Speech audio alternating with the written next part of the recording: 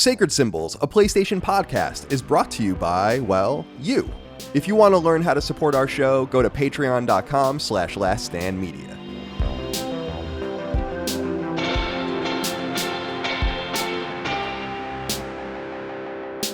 Greetings and salutations. Welcome back to Sacred Symbols, a PlayStation podcast. This is episode 134. My name is Colin Moriarty. I'm joined as always by Chris, Agent 47 Raygun? Yeah. Right? That's right, topical. That's who it is, right? Okay. Chris, welcome. How are you? I'm good, man. I'm feeling pretty good. I'm freshly filled up with some chicken. Yeah, I noticed that. Now, I'm so glad you brought that up because I saw you eating something. I asked you what it was. Thought it was a pretzel bite. You informed me that it was chicken strips, and then I asked you what you were dipping it in, and you said nothing. I don't have time. That was... I never had heard anything like that before.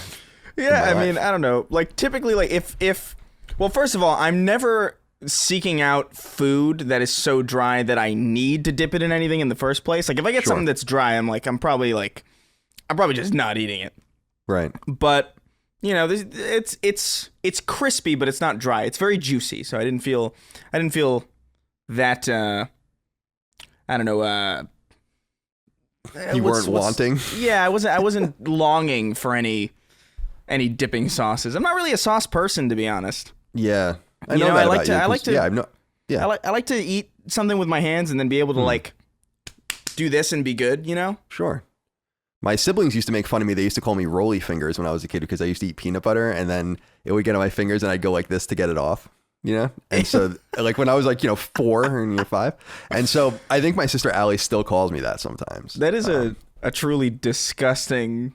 I very vividly can imagine. You know what I mean? Right? I know exactly peanut what you butter. mean. Oh, there are only 2 substances really you encounter as a kid that you could do that with. Peanut butter and glue. And I was eating them both as a kid. So... Come on, who didn't partake in a little bit of the Elmer's non-toxic glue? I mean, that wasn't hurting anyone. I never ate glue because I was always very cognizant of the fact that it was a terrifying substance. Because I was like, if this thing can adhere things together, I don't want it in me. Like even as a kid, I was like, that scares me. Right. But I did. There were some times where I would put glue on my hands and rub it in, and then wait for it to dry, and then peel it off like a lizard shedding its skin. Sure. I did that a lot, and that was like strangely satisfying. I think my parents really were concerned. I'm sure they were at that point, but I'm sure that they definitely were. I wonder, total cumulative white Elmer's glue in the United States, right? How much of that is going into a child's digestive system, and how much of it is actually going to be used? That's kind of what I'm wondering. I bet like 15 to 20%. Yeah. Everyone's tempted. Yeah. So I don't even. I have no idea what we're talking about, but it's good to be here with you for Sacred Symbols, a PlayStation podcast, our weekly PlayStation podcast. You can get it 3 days early and ad free by supporting us on Patreon, like more than 10,000 of you do. Patreon.com/laststandmedia. Of course, that's how you submit questions, comments, concerns, thoughts, and ideas to our show as well, and much more. Access to Sacred Symbols Plus, which is our weekly Patreon exclusive episode of the show. Last week is a little bit of a doozy, Chris, because we did Game of the Year and gave away our auspicious awards that we give away each and every year. And we actually did that on video. And so if you're not a Sacred Symbols patron or a patron of Last Stand Media, and you're feeling like, you're a scallywag, you're a lobster back, whatever, you don't want to give us the dollar, that will actually be made available on YouTube and free on Patreon. So you don't have to be a patron. If money's tight for you, we know that that's an important episode for everyone to enjoy. And the week before that, we did one on Sony TV shows and movies and the hypotheticals. I don't know what we'll do this week, but it'll come to me. Yeah, we'll figure it out. To me. We'll wing it. Now, I have this lighter in my hand. I didn't realize I was playing with it. I'm sorry about that. No, it's okay. I just use it Lighters to light candles. are very fun to play with. They are. They are. I love going through an entire lighter. Finishing a lighter is like one of the great feelings. I always lose them before I can finish them because I don't really use them that often. Like I use them like to light candles and that's pretty much it. And like even that I do like maybe once a month, and then I'm like, where the hell's my lighter? I got to go buy a new one. I bet I have like 40 full lighters in this apartment somewhere. Well, during the apocalypse, those might be valuable trading items. Absolutely. So keep an eye out on that. We've all read The Road. We know what happens. All right. Defining Duke. You were on Defining Duke. Yeah. And I listened to a little bit of it today when I was going about my business. Very well done. Mm-hmm. That's our new Xbox podcast, co-hosted by Carrick and Mr. Matty Plays. And it's doing really well. How did you enjoy your time there? It was a good time. It was pretty natural for having never spoken to either of them before. Like that was like the first time I had ever spoken to either of them. Like right, it was like a radio hit almost for you. Yeah, basically, yeah. And I found out that Maddie lives like right next to my parents. Which is really bizarre. Interesting. Yeah, I know where he lives, but I didn't know that town was near where you're from. So that's good to know. So maybe you guys can rendezvous at some point. That's actually really quite convenient because we can actually come to you at some point to film because you guys are actually closer and all that if we ever needed to do that. Yeah. If you go back to New York, which I'm confident you're going to do. Yes. So, anyway, trading items in the post-apocalypse, Defining Duke. Oh, speaking of Defining Duke, so I noticed, Carrick wears glasses in his. And I'm also a fan of Kit Boga, the YouTuber, the scam YouTuber, who's awesome. He does like the reverse scamming stuff. Mm-hmm. And they always wear sunglasses. How does it look if I... Do I look okay like this? This is what I wear when I do work in the yard and when I go to walk the dog. How am I looking? You should give it a shot. Can you see? Can you like read the document like that? Yeah, it's actually best to have glasses like that because it's not immediately apparent that your like eyes are shifting, or it's not it's not obvious that you're reading something. I was wondering that. I was wondering because I thought that's what I was thinking with Kit Boga, especially because he's doing so much. He probably has many monitors in front of him, so it's like kind of a good way for him to not, have the Mel Gibson eye dart that my brother always likes to point out that he does really well. But I don't want to copy anyone, so I just wanted to try it. I'm going to take them off now. I feel like I'm cramping a style otherwise, I didn't. Yeah, you can't ape something that's not yours. No, I have the whole homeless. I was going to say homeless chic, but it's just homeless thing going on. There it is again, my beard rubbing against the mic. Oh my God. But people would kill, at 36 years old to have this hairline. So yeah, you're not doing too bad. No, I've never verbalized that before. So now I'm going to lose my hair. So that's great. Whoops. Habroxia 2 is my game. We finally have it. The final version. I played it and beat it yesterday, and then I beat New Game Plus today. It's so good. I can't wait for people to play it. February 3rd, PS4, Vita, Xbox One, Switch, and PC. Hell yeah. And we got a letter here on Patreon from Eric Cyr. C-Y-R. I don't know how to say that. Cyr? Cyr, yeah, that's probably right. He says, greetings, callipygian. I know that word for some reason. I'll look it up after I read this. Colin and Cromulent and Chris, I just wanted to thank you for finally convincing me to get a Vita. I've spent a few weeks with it now and love it. I'm so glad to hear that. And people keep asking, is it time to get a Vita? And I say, if you want a Vita, no time is better than right now because they're just getting more and more and more and more expensive. And so, like, I have a few new ones. Like here's a new one that I just have in my house. It's blue. Yeah, it's a blue one.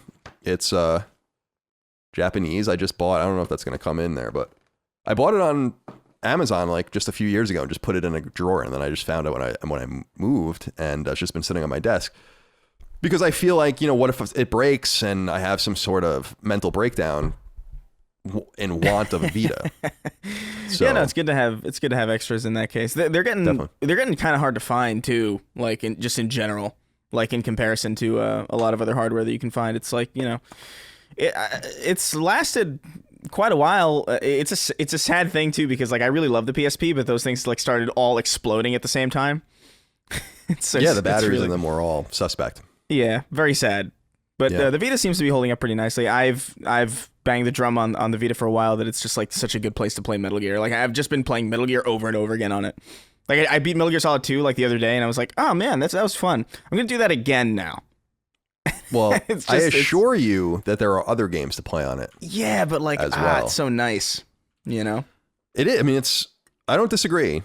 It is a nice. It probably is the best place to play those original ports. Yeah. Viewpoint ports, but Habroxia 2 will be there soon, and people should pick up the Vita. And this kind of goes into a question we got from Michael Valdivia, who wrote in and said, yo, Colin, when are we getting that special episode dedicated to the PS Vita? So people want us to do at some point a Vita all-encompass roundup. They want us to do it for PS4 as well, but it's too early. I think we'll get to Vita first, but PS4 is not going to see, as we just saw with Resident Evil, which we'll talk about in a little while. I mean, it's still getting games. There's no way we can begin to assess its library yet. And I would assume we might get, I was even thinking about this ambitiously, like it might be 2023 before I honestly feel very comfortable sitting down and being like, these are the best PS4 games. And it's kind of crazy to think about that because that's 10 years of a console's life, but I feel like we might need all of that time to, think about PS2 and think about God of War 2, which came to the console in 2007, the year after PS3 launched. If you were to assess the best PlayStation 2 games and left God of War 2 off of it, that would be peculiar. But if you were rushing, you would have never even gotten to it.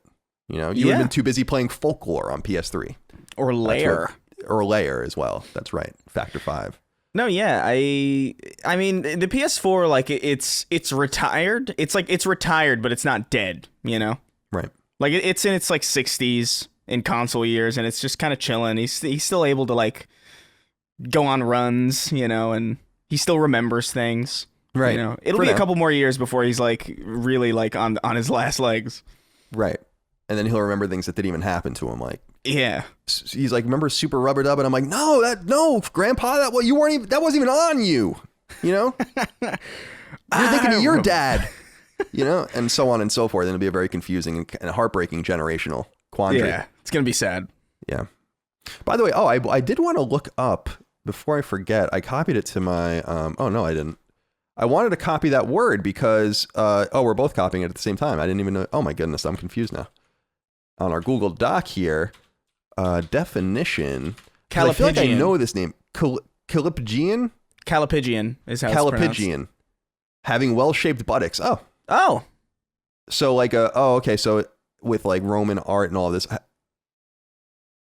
Callipygian, that's right. That's such a stupid... That is such a weird example. Like, what a dumb word to have dedicated... Like, for something that specific to have a word dedicated to it that is not currently always in use.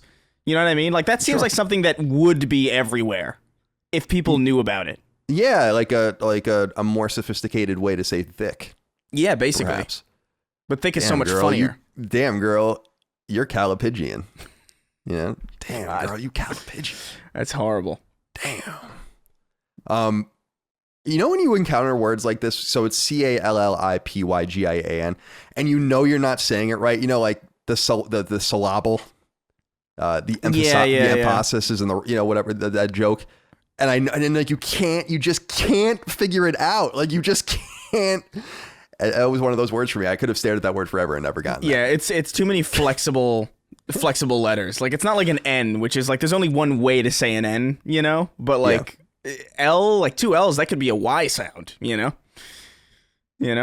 weird. Yeah, I guess so. Yeah. In like a tortilla, Callisto. No, that's L. That was for some reason those were the only two L's I could think of, which was the moon of Jupiter. Let's see what else we have here. Oh, Romulus wrote into us and said, hi, CNC. Speaking of Rome, wasn't Romulus one of the the fabled founders of Rome, like one of the brothers? I think so. I have no knowledge of this. Says, hi, CNC. I was hoping you would put out a public service announcement. I'm trying to get more art going in our community. If you could encourage more people to come in and share their work, that would be awesome. With everything going on, we could all use a little more beauty. Hey, I like this recommendation. I'm not going to organize anything like this, but if people want to share things with each other, we have a great Patreon exclusive Discord you can share things in. Quite a vibrant meme channel in there, by the way, if people want a little bit of madness in their daily lives. And that would be a good place. You can share it on Patreon. We're going to, I think, relaunch a Facebook group soon. And I'm sure we'll have a new Reddit soon and all of that. So share away. Romulus. Hell yeah, dude. Founders of Rome. Romulus and Remus. I was right. Romulus and Remus. Oh, yeah. Okay. I did hear that before. I probably just didn't commit it to any memory because I was like, oh, that's an interesting fact that I'll probably never need to learn. Alas. No one needs to. Would it come in handy today, though? Yeah, sure. All right. So 7 deadly sins. This is the next question we have because David Graham wrote in and said, what is your favorite of the 7 deadly sins to commit? I thought you'd find it funny when I looked up the 7 deadly sins just to make sure I had them before. It was like 7 deadly sins Wikipedia, and then 7 deadly sins manga. Oh yeah, the anime, yeah. I was like, I didn't know. All right, so lust, gluttony, greed, sloth, wrath, envy, and pride. Which are your favorites? Sloth. It's got to be, right? It's got to be. Sleeping for an incessant amount of time is some of the most satisfying. The most satisfying time you could spend being alive is spent unconscious. You know, so like sloth is my go-to, I think. Yeah, greed doesn't resonate with me at all. Yeah. Lust, I mean, look at me. Wrath, I don't know. You're not an angry person, really. No, I'm really not. You're old. I feel like the closest you get to angry is like you get very like perturbed. I feel like Sure. like that's your default kind of anger state where it's like, oh god. It's because I'm old and I'm just an old person. So you just don't have the energy to be that is angry? our natural state. We have an interesting question here from Jake Zielsdorf. Zake Gielsdorf says, why do people like media set in high school so much? Are high schoolers really that interesting? It's so funny he wrote in about this, of course, with Persona and all the rest, and we were talking about Cool Borders, how I wanted to make a Cool Borders Say by the Bell show. Why? I don't know. Because when I think about high school, I'm like, high school is fucking awful. You know, I have no idea. I think because we all have a fantasy of high school wherein it could have been better. Yeah. Or like, you know, this manga type Persona style high school where you solve a mystery and you have some cute friends and you go about your business. But that wasn't high school. So I don't know. Why do you think this is? I think it's because it's probably the place that we spent the most time daydreaming. You know, like you daydream a lot as like a kid in like elementary, but like in high school, your daydreams are a lot more like sophisticated and they're a little bit more well-rounded. I feel like that's a lot of when people, like especially creative people, I feel like that's when their ideas start to come out and, you know, I knew so many people in high school who were like, I've crafted this universe. Check out this cool character that I invented. And this is, he lives in Block Squarthia or whatever the fuck. And is like, oh, cool, dude. And that's like when a lot of that kind of happens. Also, it's just, I think it's a super interesting period of time. Like even like when I think back of how like bored I was, I still kind of think about what a fascinating period of time where it's just a bunch of these like adolescents who are going through like hormonal destruction are just locked in what is ostensibly a prison for 8 hours a day. Every day they have to get up at like 6 a.m. to get on a bus. Yeah, why is it so early? It's very weird. It's like as a concept, like school in general, kind of, but like as a concept, not as far as like educating, but like just the idea that we just corral a bunch of hormonal teenagers into an enclosed space for 8 hours, 5 days a week for the majority of the year. Like as a concept, that's like inherently just a breeding ground for insane shit. Right. And there's a reason why people way after high school still have like nightmares about like being late for class or like, oh my God, I don't know where I have this nightmare a lot where I'm at school and I don't remember where my room is. Like, I don't remember where the class I'm supposed to be. It's like, oh my God, is like, where's 103? Like, I can't find 103 and I'm stressed out and I try to find the principal's office to get a copy of my schedule and there's no principal's office and it's like, oh my God. It's a traumatic fucking time for most people, and I think that's why it sticks out in our minds because it's probably the most ubiquitously traumatic thing that everybody has experienced. That's very eloquently said. I think I'll just leave it there. We'll put a period on it. Why not? I want to ask you this last thing before we get into what we're playing. It comes from Jeff, and I want to ask you this because first of all, it's fucking sheer madness. But what I want to ask also is if you even believe that this is true, okay? Because I think this is so nuts that I don't believe that it's true. So, all right, Jeff wrote in and said, hey guys, My wife has an eating habit that gets us a lot of weird looks when eating at restaurants or having guests. I would love your professional feedback on the matter. She takes apart all of her food and eats it one layer at a time. Burger, top bun, bacon, lettuce, tomato, patty bun, all individually. This goes for every type of burger or sandwich, hot or cold. She claims that food tastes better this way. Our family and friends have told her that this is objectively wrong and the flavors are meant to be enjoyed together. What should I do? Kill myself? Divorce? Thanks. All right. I don't even know what to say about that behavior. I mean, that's catastrophic. I don't know what you do in that. And I don't even know why you would marry someone that did something like that. But hey, maybe Mrs. Jeff has great qualities. Maybe she's a lovely woman. But I don't know if I believe that this is true. Like, how could it be? You know, how could it be? I don't think so. It doesn't be. Yeah, it doesn't be. That's not normal. That's not healthy. That's not okay. I think what you have here is early onset dementia. And I hate to bring the conversation down to a serious place, but I would recommend severe, like maybe evaluation, maybe talk to a doctor. This is not normal behavior, dude. Like, imagine somebody came to you and just deconstructed like soup like this. Like they just took all the contents of the soup and put it out on a plate and then like took the noodles and separate. Like, that's wildly like, that's like a comic book villain.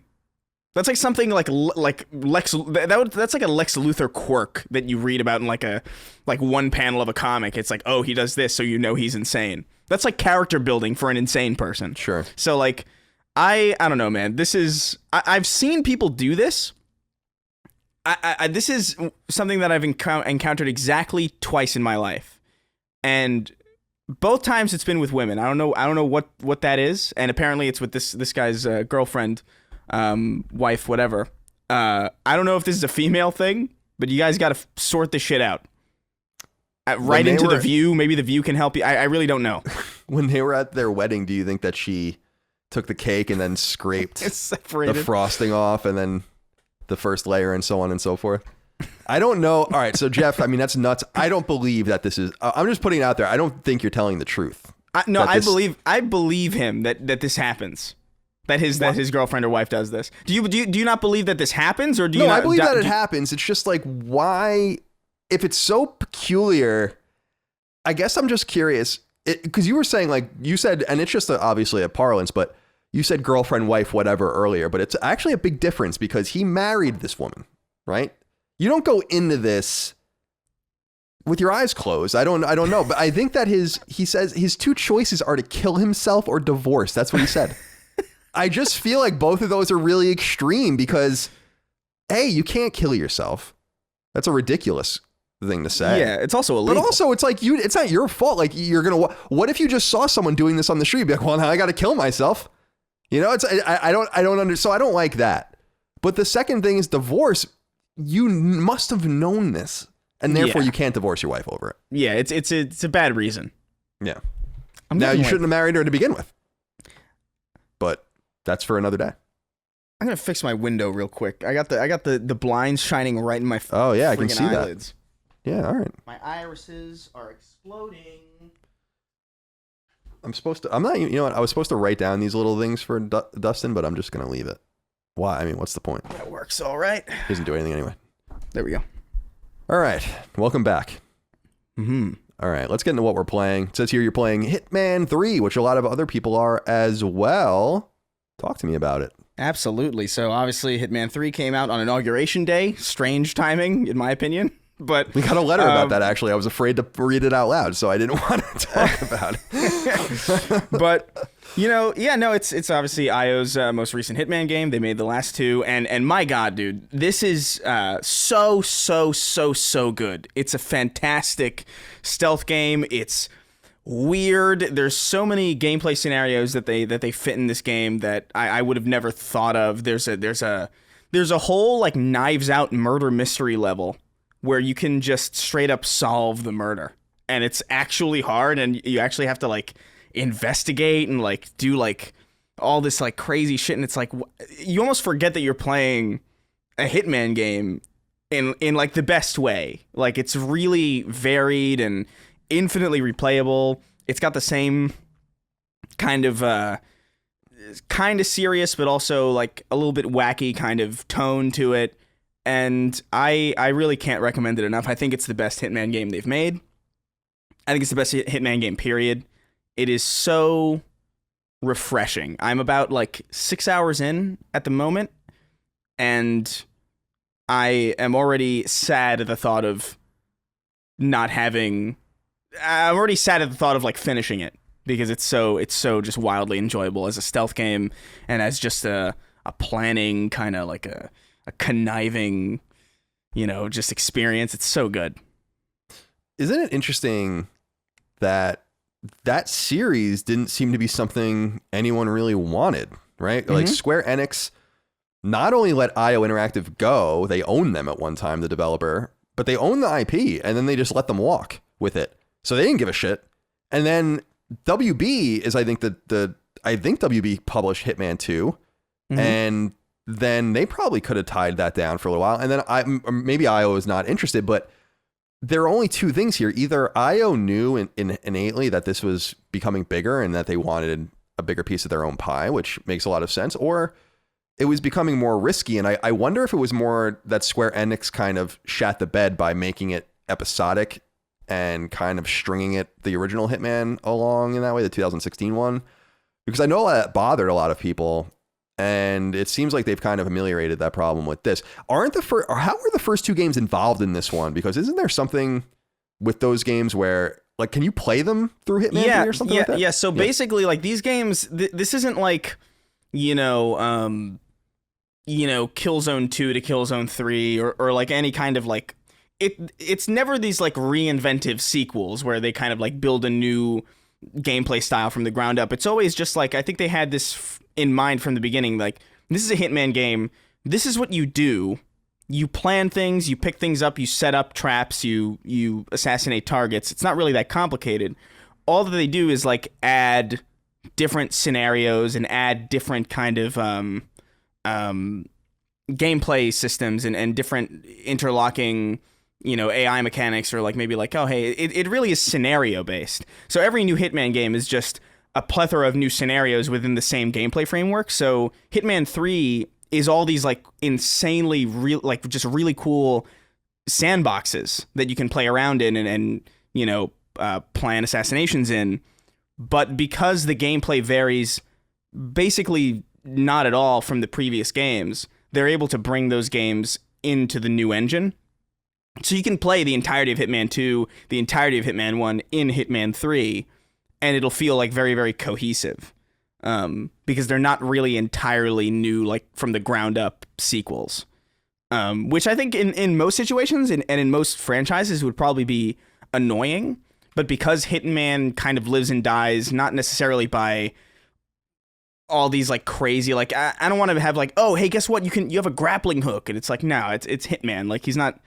You're not supposed to be swinging around or like doing insane shit. It's just, give me some new places to play in. Give me some new, more open level designs. Give me more ways to tackle individual, missions and individual targets. And you have a really successful formula for a game. And I think that's why this game is still being made. It's probably really cost effective and it's great. So. That's essentially what's happening. It's also just a huge value. The fact that you could just play all those other games in this game is awesome. Yeah, I think that's super cool. And it's very attractive for people that are newer to it. I played the original Hitman a little bit, the 2016 Hitman, and I just know I don't have the patience for it. I played a few of the stages. I actually remember them pretty well. Like, there's that gala, that fashion gala with like the huge courtyard, backyard and stuff. There was a lot of cool stuff. And I remember talking so much about Hitman 2, and I loved how there was a murder at a racetrack, which I thought was such a fucking cool idea, like during Daytona 500 or something, which is neat. So yeah, I like what they do. Rooting for IO Interactive to find much success, and would love to see them do something else. This is their first independent Hitman also. Like, this does not have a publisher. It's entirely IO Interactive. There's been some like server issues, like every now and again. It's like, it's not like an online game, but I think there's like some pseudo multiplayer like contract system, or like maybe like a leaderboard that's kind of baked in. So the only issue that I had was occasionally, like while I was playing, it would say like, reconnecting, but it wouldn't kick you out of the game. It was just like a screen that popped up. It's like, oh, okay. So they're probably having some server side problems being like purely independent for the first time. But I'm only 6 hours in, but I would say without a doubt this is really, really good, and I would highly recommend it to anybody who's interested in stealth games, who's interested in anything like this, because this is definitely the best one. I even think like if you gave this a shot, you would probably see it all the way through. It's definitely like the most approachable, and also just somehow at the same time the most deep and open-ended. It's very good. Well, it's certainly all over the place right now, as Niall Prendergast wrote into us on Patreon about. He says, "Hey, Chris and Colin, everywhere I look over the past 2 weeks has just been Hitman 3 previews, editorials, reviews, etc. I'm a big Hitman fan, so no issue for me, but I've got to wonder, why the media presence for this game? The last 2 iterations didn't see anywhere near this level of media focus. Is this due to the game being so good it had to attract this attention? IO Interactive having control over their own marketing since the Square split, or similar to Dying Light back in 2015? It just had no competitors to take the mindshare, so naturally came to the forefront. I'd like to hear your thoughts." It's probably a combination from my mind of those things, although I wouldn't compare it to Dying Light, because respectfully, Dying Light's was a next-gen game. I think that's why Dying Light was actually so important and why it did so well. And we'll get into that with Resident Evil in a moment, because I'm crestfallen about it being on PS4 as well. But I don't want to get too ahead of myself with that. I feel like it was everywhere, though, but I feel like it has to just be because they were very wise in picking a window and getting their game out, even during COVID, during a window where there's really nothing. There's nothing to play. I mean, I've been shocked like for a month where I'm like, there's literally nothing to play. So what do you think about the coverage? Do you think it was earned, or do you think it was just because these outlets need to churn, obviously, something? I think it's a little bit of both. I think it is very good, and it is rightfully getting a lot of attention. I think, especially because there are so few games to play on the next gen systems, I feel like it's definitely one that a lot of people are looking at, because it's new, it's a Hitman, it looks pretty good. It's not like graphically, like it's not the graphical second coming of Christ or anything, but it looks good. It runs really well. It's a lot of value, I think, for your buck. And I just think I think it's a combination of a lot of these things. I think they picked a really good window, but I really do think at the core of it, it's just really good. Also, it's just a really, really, like, this is already, like, I can kind of tell this is probably going to be like a big game of the year contender for me. Like, I can already tell. Like, it is. I've had such a uniquely smile-inducing time with this game. And it's getting attention because it's good, in addition to all these other things that just kind of happen to work in its favor. Right on.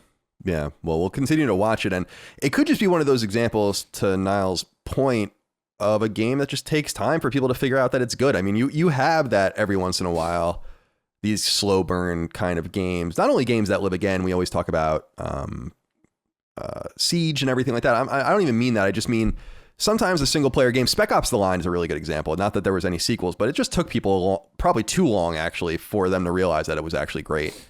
And so that could be the same case of why people are waking up to this too. Also, there's a whole, I kind of take this for granted. You're younger, so you kind of don't, but there's a whole new generation of people too kind of entering the industry and having a voice where they don't have a lot of history with games, and so they're finding out their own taste and kind of proliferating that at the same time. It's kind of cool. So yeah. All right. For me, Habroxia 2 I already talked about. I won't talk about my own game anymore this week, but we will, of course, continue to talk about it. Maneater, I've been still playing. I gotta still recommend this game highly to people. It's so playable, and I don't feel this urge to play it every day. It's just like, it's really fun when I sit down to play it. It's just very playable. It's nonsense. It's bloody. It's funny. It's a good podcast game, which I've not encountered in a while. Yeah. And I need that because I'm so far behind. I was catching up on my Sam Harris podcast and all that kind of stuff when I was playing it, so highly recommended there. And then I finally beat and platinumed Danganronpa Trigger Happy Havoc on Vita. I had beaten it, of course, back in the day, but I'd never gotten the platinum. It is very time consuming, but I did it. And I'm working now on Danganronpa 2 Goodbye Despair, which is basically going to take the same amount of time, I would imagine about 50 hours. And I'm just trying to be complete before I get to V3, which of course everyone's been asking me to play for some time. So Yeah. shout out to those wonderful Vita games. Speaking of Vita, they're on PS4 now as well, but they're best on Vita. They definitely are best on Vita. All right, Christopher. It's time to get into the news. We actually waited to record from our usual time today for this Resident Evil event. I don't know what kind of nerve they think that they needed to have an event like this. No offense to them. I kind of just show agree. gameplay and a release day is a little ridiculous. Don't you think? Yeah, no, I agree. I was watching it and I was like, and they were having all these like world premieres, and I'm like, wait, what is this? E3? Is this? Yeah, it's is like Xbox. The Game Awards. I was like, this is one game. Like, what could you possibly? And what's so well, I won't get ahead of myself. I'll Yeah, I'm getting ahead of myself too. But I just wanted to throw it's it hard out not there to. I'm almost like, I'm sorry that we just didn't record on time and then I just didn't stitch this into it. But because I thought it was going to be, because I thought they were like, we're having a big thing. And I'm like, oh, maybe they're going to talk about Resident Evil 4. And that's, I was like, oh, they're doing like a world premiere thing. They must be like, they're probably going to show Resident Evil 4. Like, what reason would you have to do this otherwise? And just, nope. Yeah. All right. Cool. Let's get into the news. Everyone's getting frustrated by now, I think, because they have no idea what we're talking about. Number one, Capcom has finally showed off its upcoming eagerly anticipated survival horror game, Resident Evil VIIlage, which is basically Resident Evil 8. VII. For starters, we now have a release date. RE Village will launch on May 7th, and while it was only announced for a PlayStation 5 within the ecosystem, Capcom revealed that the game will also be coming to PlayStation 4. There are physical editions, like collector's editions, available for you to check out, and there's a digital pre-order bundle as well, which is kind of cool. This one gives you instant access to 2017's excellent Resident Evil 7, which can be played on both PlayStation 4 and PlayStation VR, as well as on PlayStation 5 via backwards compatibility. Village is a direct sequel to Resident Evil 7 and puts players in control of Ethan Winters, the protagonist of 7. Village, like 7, is in first person as opposed to Resident Evil's typical third-person view and continues Capcom's iconic franchise, which began way back on PS1 in 1996. I don't know. So let's start with first of all, the game looks great. I want to say it looks awesome. Again, I don't know why they needed to make this kind of event and make us all wait for the release date, but the release date's a lot sooner than I thought. So let's start there. May 7th, PS4 and PS5. We knew it was coming to PS5 already. So what do you think about that release date? That's actually kind of cool. It's tantalizing because it's not too far away. Yeah, no, it's a good. It's nice to kind of, because a lot of times, especially now, we're kind of expecting delays for things that we've known about for a while. But it's nice to know that, like, oh hey, wow, May, that's pretty soon. That's pretty good. That's a pretty good time, I think, for Resident Evil. But I don't know. This whole event is just struck me as weird. Like, I love the way this looks. Like, it looks really like. Already, like, even just like the staircase leading up to this, like the mansion that they showed, like, looks like iconic already to me. Like, it looks really memorable, even though I haven't spent any time in it, which is like a good sign because it shows that their art team is on some other level of like crack cocaine shit. Like, they're doing some really cool shit, but nothing cooler than crack cocaine. You know what I mean? They're just like I know what you mean. They're very clearly doing some crazy stuff. Sure. But May 7th is a good time, I think. I don't know of anything else that's really coming out around that time, so they're probably going to dominate that window. That's good. I'm amped up about it. I don't know either because a lot of release dates are kind of nebulous right now. We don't really know what's going to happen with them. So things are in the air. Things are maybe going to get delayed, maybe not. I just don't want more of these events. This is kind of the downside you were talking about with E3 disappearing. Not that we had much of a choice over the last year, but this kind of suggestion to publishers that they should kind of, bare their asses every so often. And I just don't know that we really need that. I feel like Capcom should do their own press conference whenever they want, but I just like, it was like 10 or 12 minutes long. I just felt like it was very weird in my mind, or 20 minutes or whatever it was. Yeah. I've been talking about this for a while, where it's like, now we're just going to have all these companies like making arbitrary or throwing these like arbitrary press conferences, like these mini E3s for things that really don't warrant anything other than like a blog post. Like, this could have just been a blog post. Really. Yeah, it would have been awesome. A great PlayStation blog post with the trailer. You would have gotten a lot of your people examining the trailer and putting them on YouTube and talk. It would have solicited. I feel like, I don't know what the point of that was, but I guess they had like a trending hashtag or something, so that was cool for them. All right, so May 7th is a good date. Now, as I said earlier, I'm a little bit crestfallen because it's on PlayStation 4. Now, this isn't a huge surprise. In fact, I had to go back and read a little bit because I'm like, wasn't it already announced for PS4? But then I quickly went back and I'm like, no, it wasn't actually announced for last gen, or for whatever it is, last gen, current gen. I kind of am bummed out about this. And we brought up Dying Light earlier. It's like, eventually we're going to need the game as an example of something that can't truly run on previous gen. Now, we got that with Demon's Souls. We'll get that with Ratchet and Clank, but I don't know. I don't know why I was expecting anything different. I think it would have probably been very foolish for them to do that, Capcom, unless they were going to wait maybe a year if it was a year later. But I just feel like we're just going to endlessly get this shit now. And I just want to keep reminding people that it was not like this, even last generation, to this extent. And we need to eventually move on. So I don't know. Does it bother you as much as it bothers me?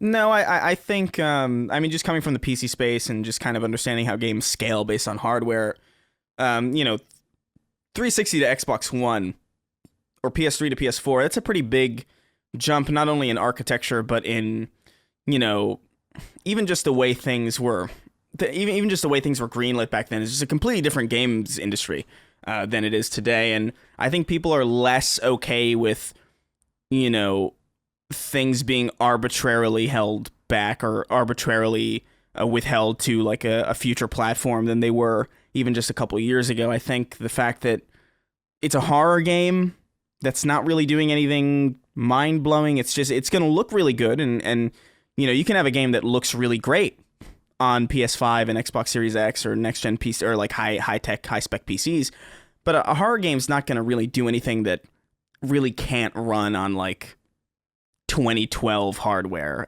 with at least some scaling.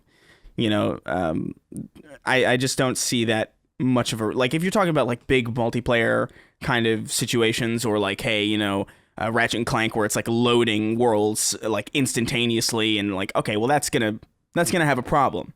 You're gonna run into some serious bottleneck issues with previous hardware. But I just don't I don't see a real reason for this game especially to be next gen only, and I would honestly, I wouldn't be surprised to say that, even in a couple years when the next Resident Evil game comes out, I wouldn't even necessarily be surprised to see that on PS4 too, just because these games don't really demand much. They're very, very what's the word? They're very, very not linear, but they're contained. They're very contained. They're very curated. There's a lot of technical wizardry that you can use to really save a lot of power in these kinds of single-player first-person horror games, and they're just not demanding or technically impressive enough for me to be like, oh, that should only be on PS5 or next gen. Well, I think with Resident Evil 4, when they, the remake comes out, I think you're right. I mean, I think now there's no reason to expect that they're going to do that. But I just want to put this out there into the ether. It's not even something we really need to talk about now, but rather just something for people to consider, because a lot of people have been giving me feedback too, rightfully so, if that's their opinion, that, well, who cares and stuff. But I'm like, but let me just ask the inverse then. Why do we need this new console? If it's literally just as simple as, oh, the games look prettier and they run a little bit better, it's like, well, we didn't need this console then. And there's no reason to have it. And actually, I was talking to a friend of mine a few days ago, and I'm like, you're not really, he's like, oh man, you came over and saw it in my living room. And I'm like, well, you're not really missing anything. And I don't know that it's up to the third parties to make this a compelling thing. And we're eventually going to get to the PS5 only third party exclusives like Ghostwire later this year. But I still feel like we just have to ask ourselves the question, if we're okay with this, that's fine. Mm-hmm. But then what is the point? What is the point? I mean, I don't know. I think it's just about choice. It's just about like, hey, I don't have a ton of money right now. And even if I did have a ton of money, chances are I wouldn't be able to get this freaking thing because they're out of stock everywhere. Should I be locked out of an experience that I'm looking forward to just because I can't get my hands on something that isn't even like my fault that I can't get my hands on it? And I don't think it's necessarily fair to lock that away from people. And I think just generally speaking, these new machines are luxury machines in comparison to the previous generation. Like, these are, hey, Destiny runs at 60 frames now. And I would argue that the console ecosystem needed these machines. I don't necessarily think though that people did, if that makes sense. It's like I played Destiny almost exclusively on PC for a long time because it's like I can't do 30. I can't do it. Like it's just impossible for me. But now I'm exclusively on PlayStation because it's just I got my PC experience and I'm at the height of what I need to have a good time on it. So it's like I feel like it's just this kind of system where you have people coming in and kind of finding it more acceptable to kind of play on a console without having to worry about, oh, is this going to run okay? Whereas the previous people in the previous gen are just kind of dealing with what they've always had. Yeah, it's complicated. Argument. This is a very weird generation. Yeah, you make a compelling argument. I mean, certainly it's where the people are, and we're going to keep releasing our games at Lilimo on PS4 until forever. So yeah, why not? I don't begrudge them that. But we're also not pushing the limits of technology or telling people, I guess no, they're not telling anyone anything either. So I guess I'm kind of putting a straw man out there into the world. But are we gonna talk at all about those other weird side things that they announced? Like yeah, I forgot about that. Yeah, I didn't even write them in yet. So talk to us about there's the Division stuff and all. Yeah, go ahead. Yeah, so the Division just announced like a bunch of Resident Evil skins. It's like, okay, that's fine, I guess. That's whatever. I like the Division 2 a lot. I like Massive a lot, but that was kind of lackluster, whatever. But the big confusing thing was that they announced this like PvP multiplayer third-person shooter called RE-verse, and I don't understand. I don't think anybody asked for this. I don't think anybody. It's a free game in fairness. Like you don't have to pay for it. But it just looks like Resident Evil 2, but like they put this weird like Instagram cell shade filter over it. Like it's cell shaded, but you can tell it wasn't like designed to be cell shaded. It was just like it's just RE Engine with a weird filter over it, and it just.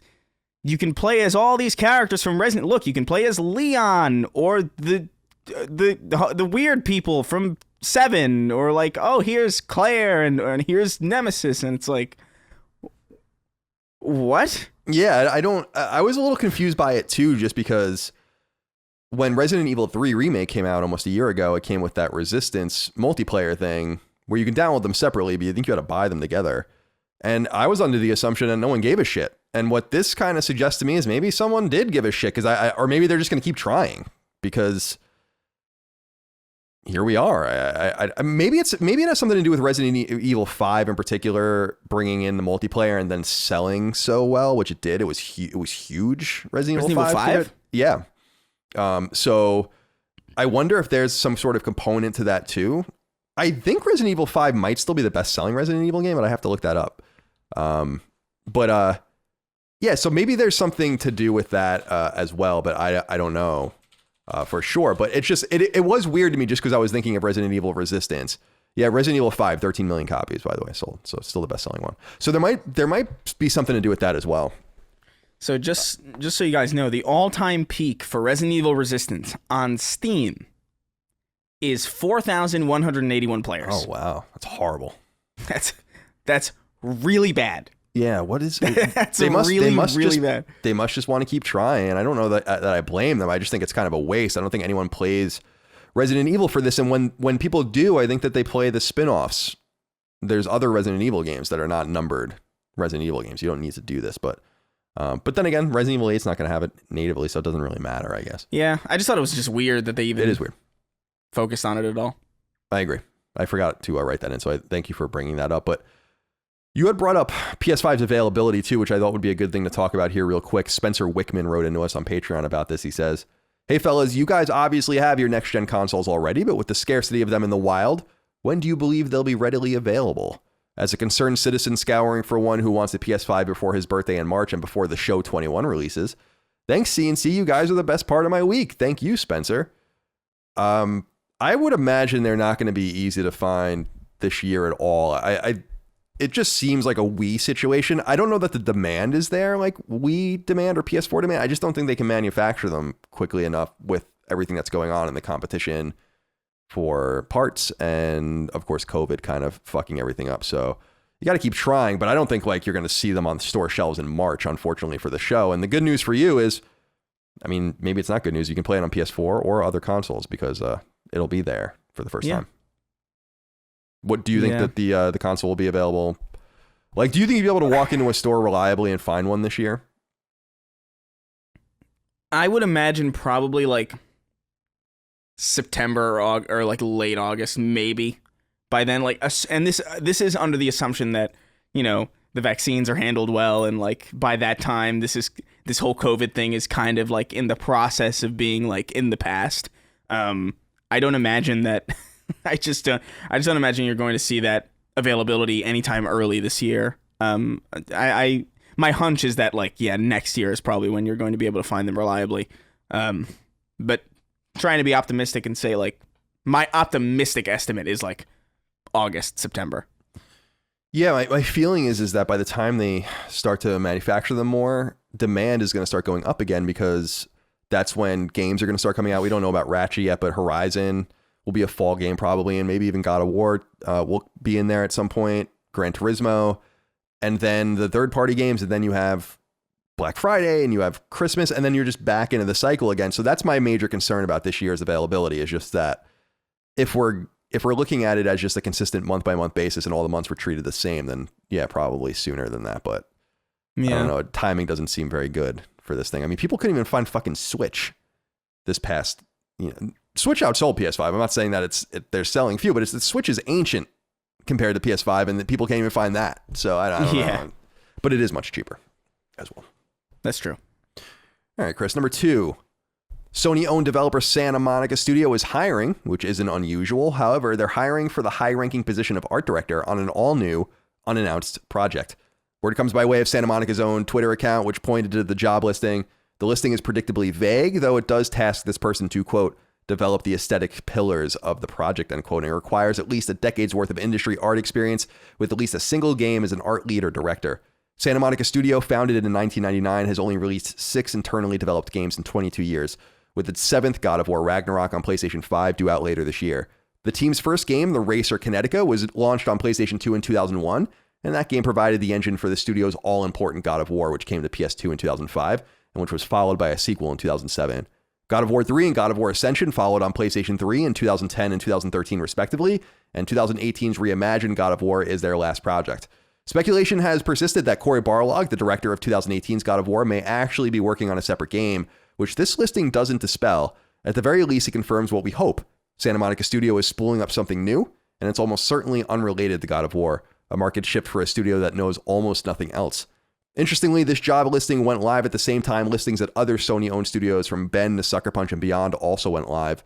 Fellow Santa Monica, California-based first-party studio Naughty Dog is hiring a ton of part-time and full-time work for both development and on its technology-based ICE team, and Neil Druckman noted on Twitter that they're making something, quote, very cool, unquote, with a zipped mouth emoji thereafter, whatever that might mean. So a little bit to get into here. The biggest news, though, is that Santa Monica is working on something else. Mm-hmm. And this is incredibly exciting because this was kind of assumed for multiple reasons. First of all, Shannon Studstill, the longtime lead of the studio, left and she went to Google. So there's new leadership and there's new ideas there now. And then the second thing is that they had such critical acclaim with God of War that they can probably expand internally, and they have a lot of space at that studio because they used to do a lot of external development there, which doesn't really happen there anymore. For instance, That Game Company and Giant Sparrow both worked at a Santa Monica at some point in their existence. So a few things there that are interesting, but yeah, what do you think about this news? I'm curious about it.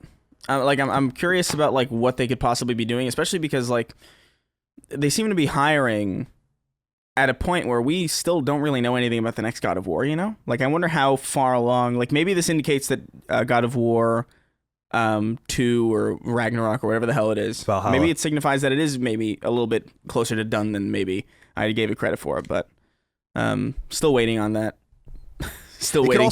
It could also be a true two-team dynamic, which Naughty Dog experienced, of course, with Uncharted 3 and The Last of Us, and other internal teams have going as well. I find it quite interesting, too, because they are openly hiring for this. Now, you have to do that in order to attract talent, although with art directors and other high level personnel at developers, you can, I don't know if it's a legal thing or they want to just see what's out there, but you can hire people without ever making, like, if you want an art director and you're at Santa Monica, I think you can just have a headhunter go find who you want pretty easily. And that's a pretty high. So I think that there's more to it than that. They're kind of letting everyone know that, including other people that will work under this person eventually, that they're making something else. And that's a big deal because I think a lot of people are confused, Chris, about Santa Monica as a studio. I remember when I was at IGN, I thought it was a really big deal when the Order 1886 was revealed. People might remember that Santa Monica Studios logo was first on that trailer and then Ready at Dawn. And I remember writing and saying on Podcast Beyond at the time, that's fucking weird because they didn't make the game. And you'll notice that stopped.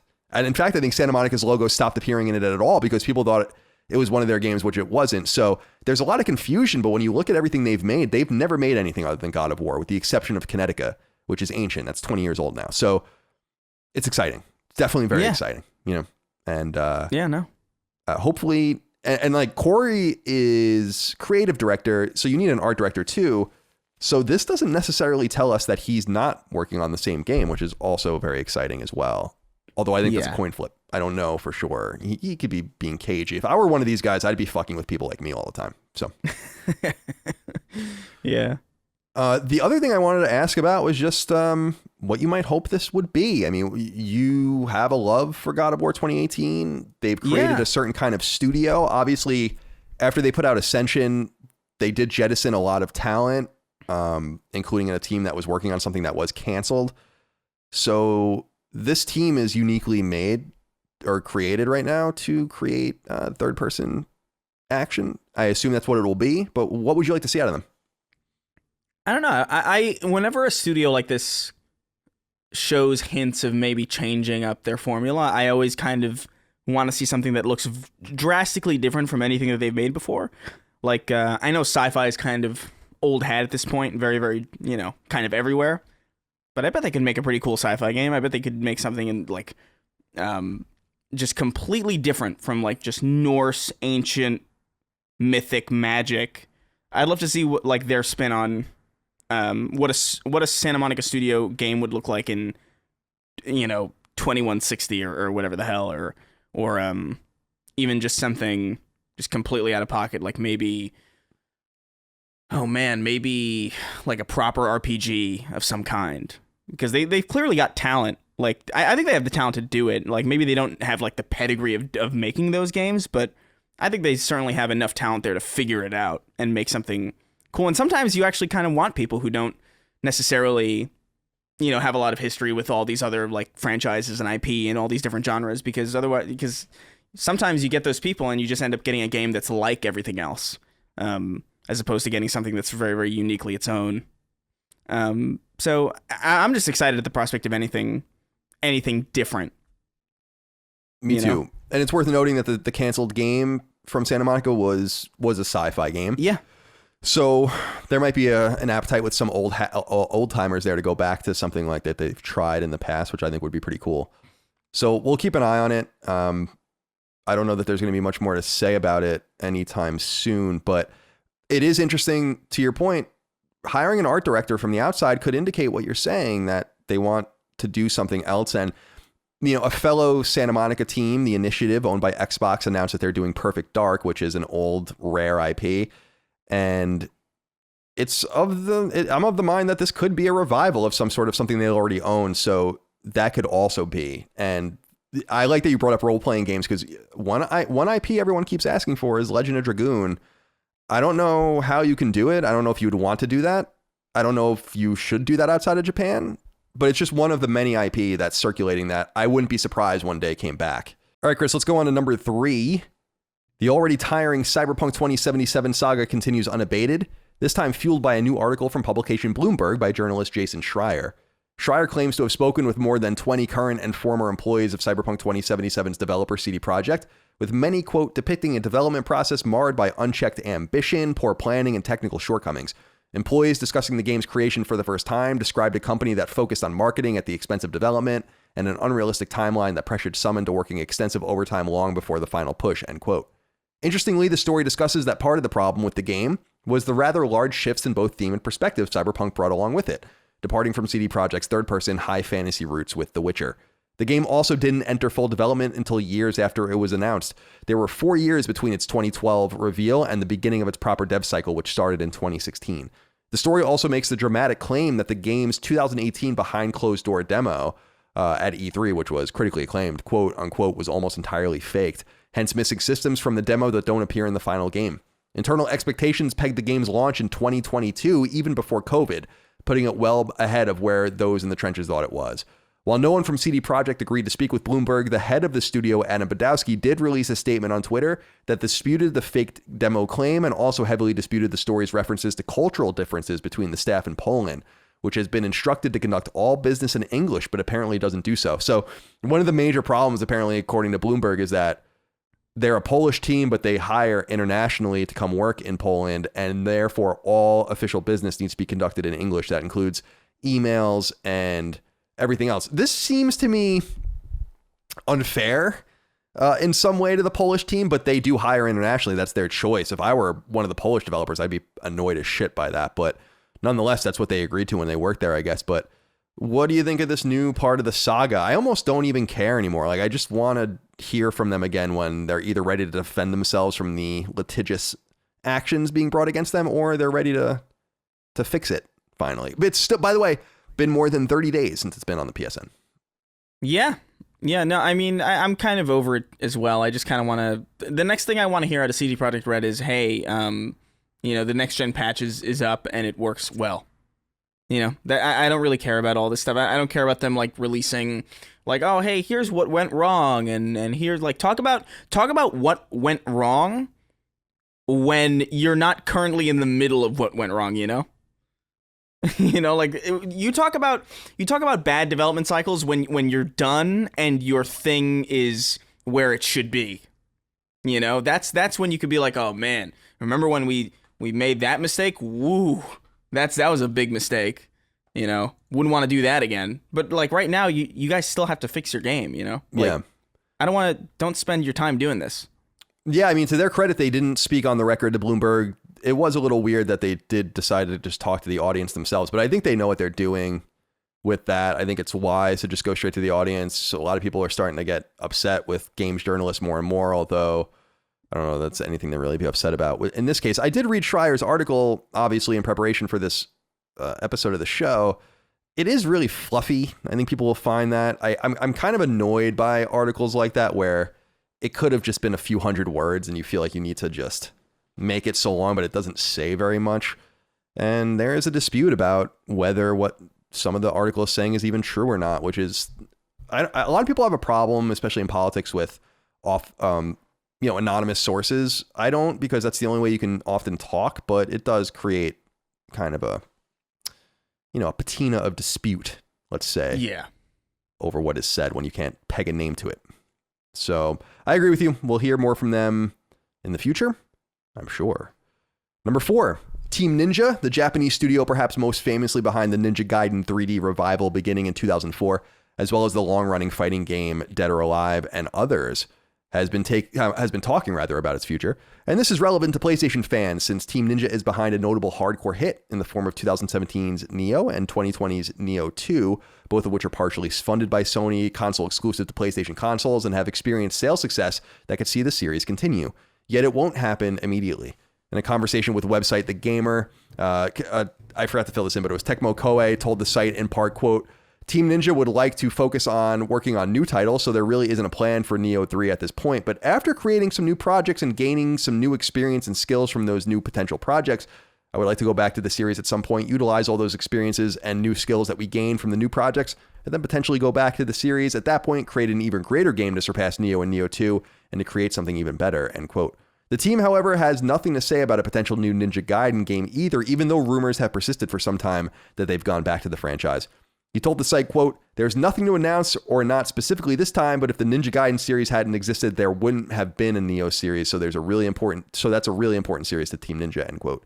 Team Ninja has long shown a propensity to work with any of the big 3 stakeholders, even developing Marvel Ultimate Alliance 3 exclusively for Switch while working on Nioh 2 for PS4. And since Ninja Gaiden's revival in 2004 was partially fueled by Microsoft's money and was associated with Xbox, it's entirely possible it will pop up over there. That's kind of my thought about this, is that Ninja Gaiden is coming back and Microsoft is funding it. That wouldn't be a huge surprise to me. There wouldn't be a Ninja Gaiden today probably without Microsoft. Japanese publishers were not interested in what Team Ninja was doing. And so this is interesting too. I don't know. Did you see the that Tomonobu Itagaki, who's the longtime producer and director of the series and Dead or Alive going way back, founded a new studio and gave some interviews. But a lot of it is, I didn't talk about it here too much because a lot of it is about his work with Microsoft. And even though they're unassociated with, and he's unassociated with what's going on here, they have a really deep heritage with Microsoft. The Ninja Gaiden games didn't come to PlayStation until later.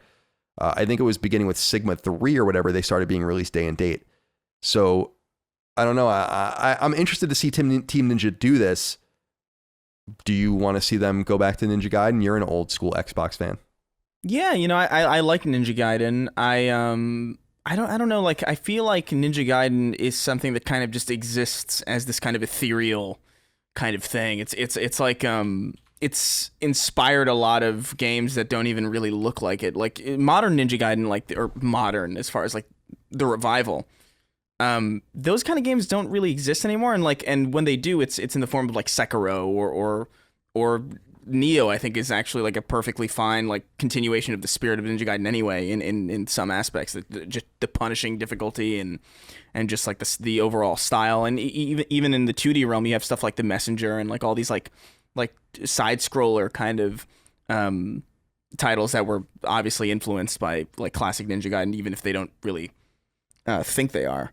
Would I like to see Ninja Gaiden back? Yeah, I think it's a fun series for me, especially to look back on. But I do think that Ninja Gaiden as an IP is probably not as big, like in real world terms, as it is in some of our collective memories.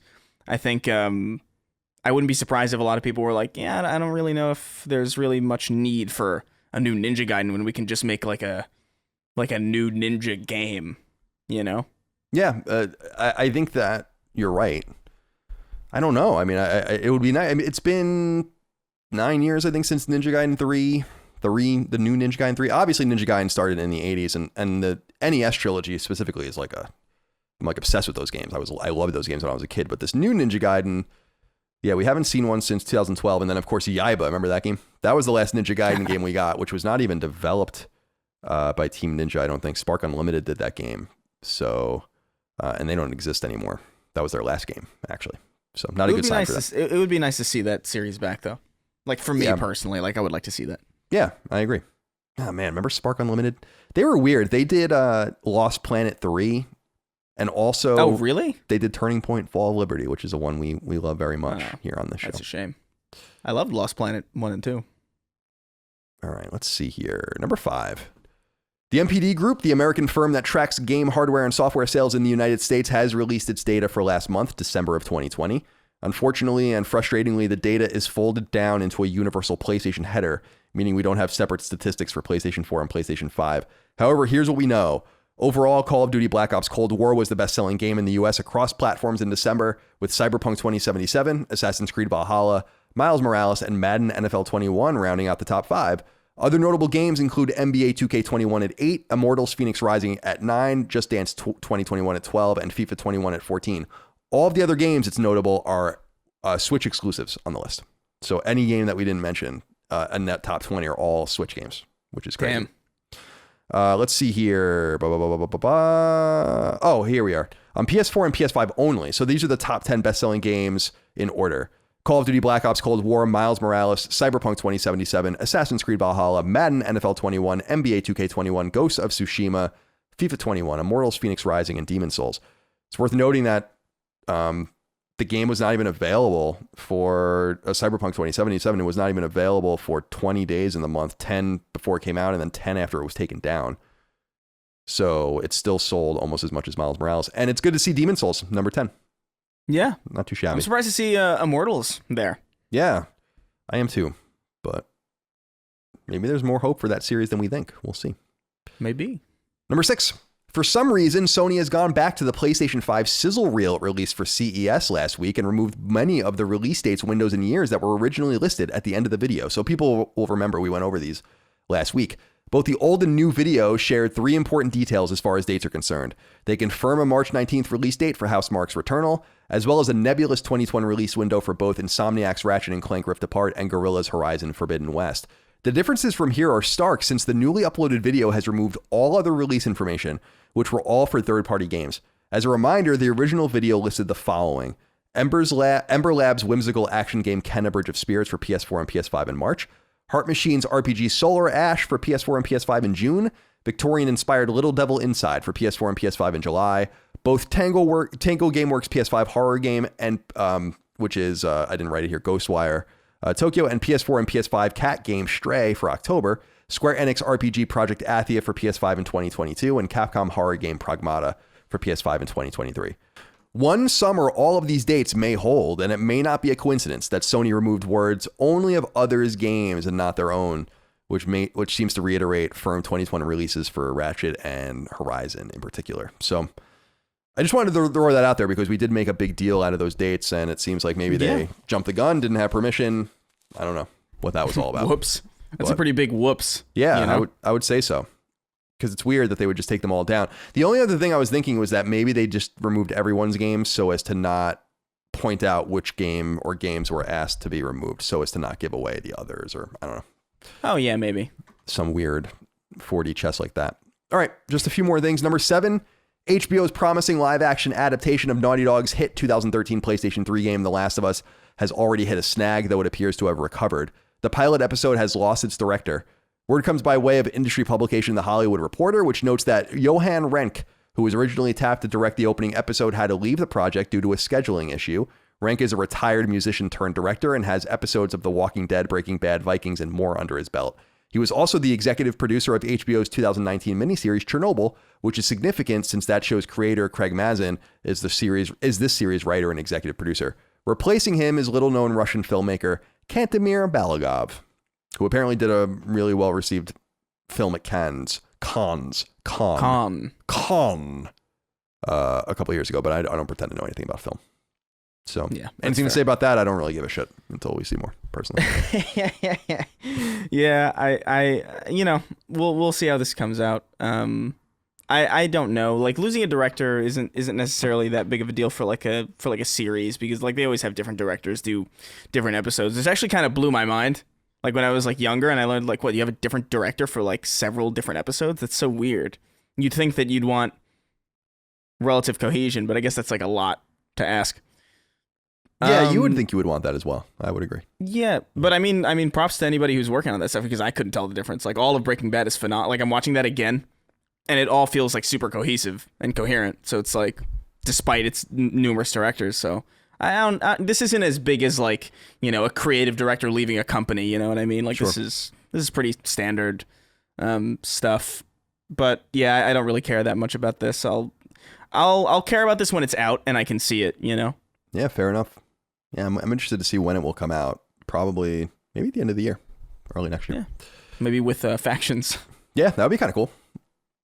All right, number 8 is a wrap-up. A rating from the European ratings board PEGI indicates 2K will be publishing Tales from the Borderlands on PlayStation 5. The original Telltale-developed adventure series ran over 5 episodes on both PS3 and PS4 in 2014 and 2015. A rating from the American ratings board ESRB, meanwhile, confirms open-world game Subnautica Below Zero. The sequel to the 2018 game Subnautica is also coming to PlayStation 5 in addition to PS4 upon release later this year. Website Gamatsu reports action arcade game Speed Limit is coming to PlayStation 4 on February 16th. Adventure game Anodyne 2 Return to Dust is coming to both PS4 and PS5 on February 18th.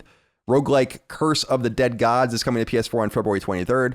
Card building game Neoverse is coming to PS4 at some point in February. Quirky administration game 2 Point Hospital Jumbo Edition is coming to PS4 on March 5th. FMV game I Saw Black Clouds is coming to PS4 and PS5 at some point this quarter. Visual novel Alt Deus Beyond Chronos is coming to PSVR on April 15th.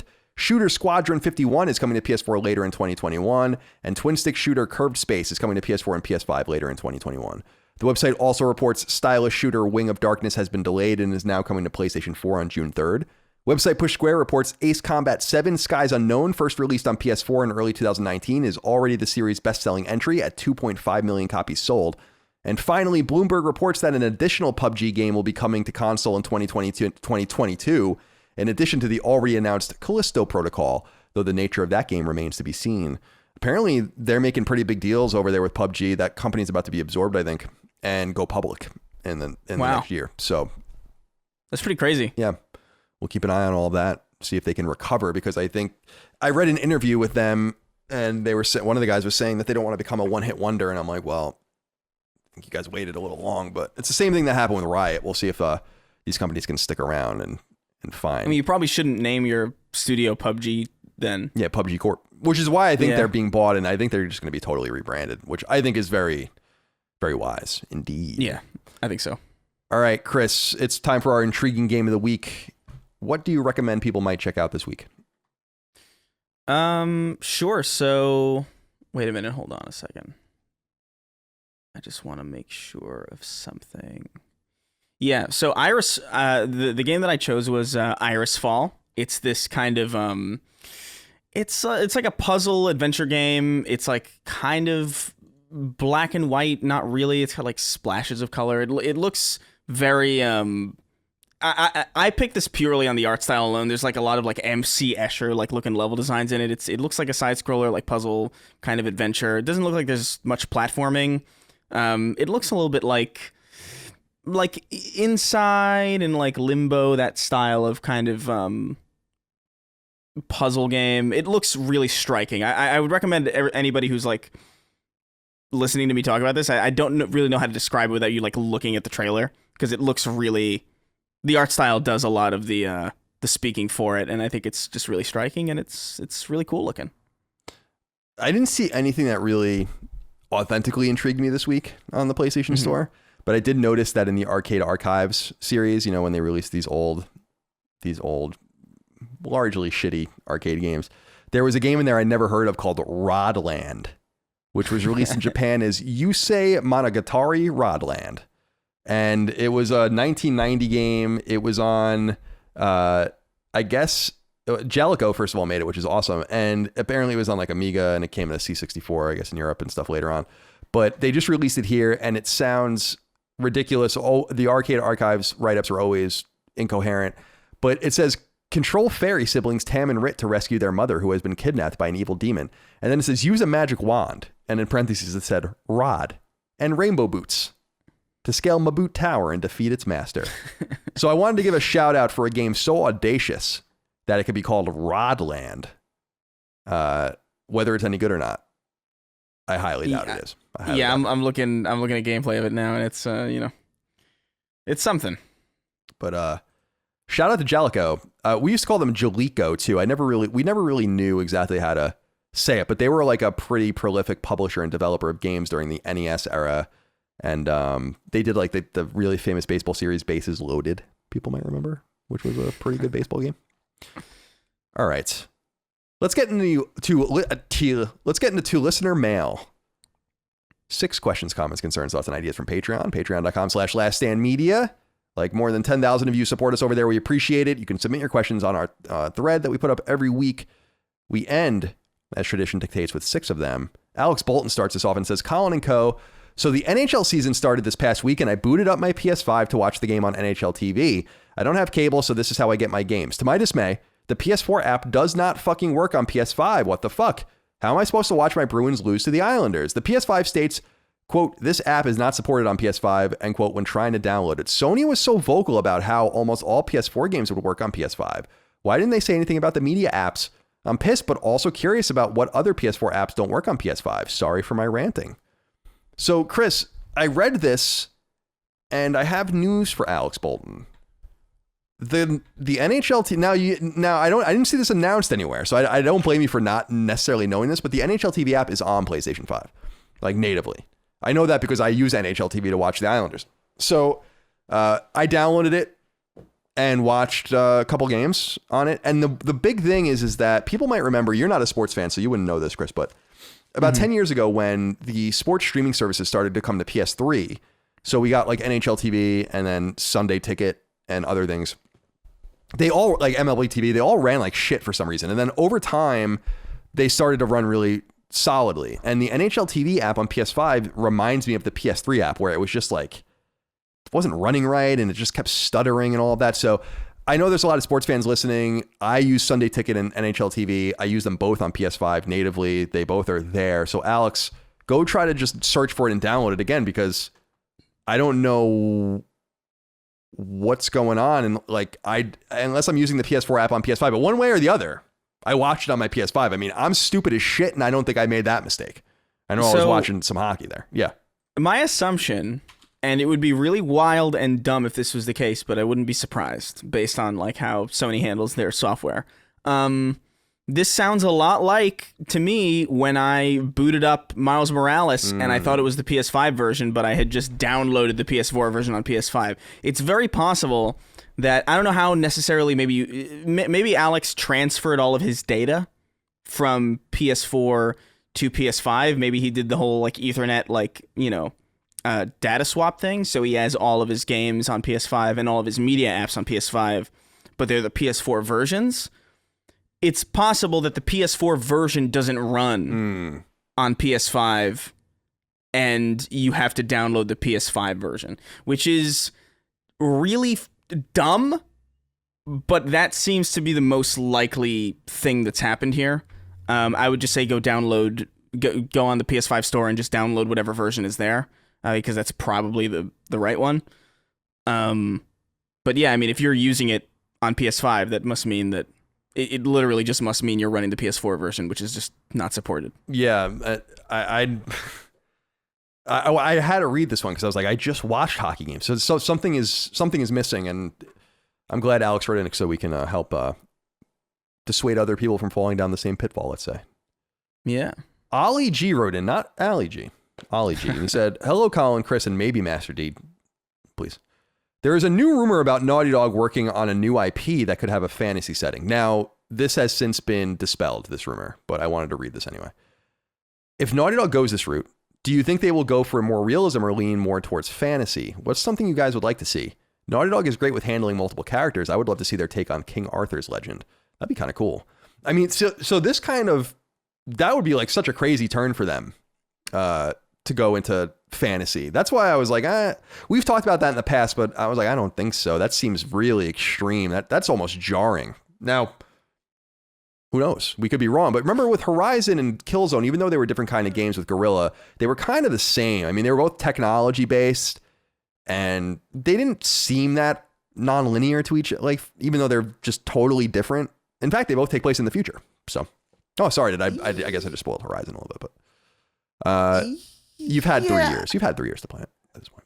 And also, that's not that much of a fantasy. Or fantasy. That's not that much of a spoiler. Sorry, Chris. I didn't mean to interrupt you. Yeah, no, that seems relatively obvious. Yeah. I think, no, I don't know. I think that'd be great to see Naughty Dog do something fantasy oriented. Like, I would love to see that, specifically because it would be so different. And I've been on this train for a while. Like, I just want Naughty Dog to do literally anything other than, the framework of Uncharted and Last of Us that they've been kind of stapled to for the last decade. I would like to see something fantasy oriented. I don't know if I would want to see them like do a take on something, like, King Arthur's legend or whatever the hell. Like, no, just let them do their own fantasy thing. And, I don't know if it's that jarring. I mean, you're talking to the people who went from, Crash Bandicoot to, Jack and Daxter, and then from Jack and Daxter to Uncharted. That I feel like that's way more jarring than Last of Us to fantasy. But aren't the expectations a little different now for them? I mean, than they were. Yeah, they are. But jarring to me is has a negative context. Yeah, sure. And I don't know if it would be.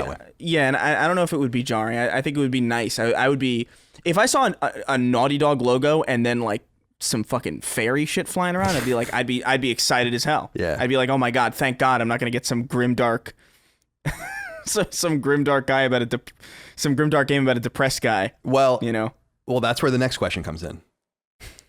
David Lawler wrote in and said, "What's up, dude? Neil Druckman, said the Punisher would be his number one choice for established IP to work on that he wished he could make a game for. So he said this on Twitter. I saw this.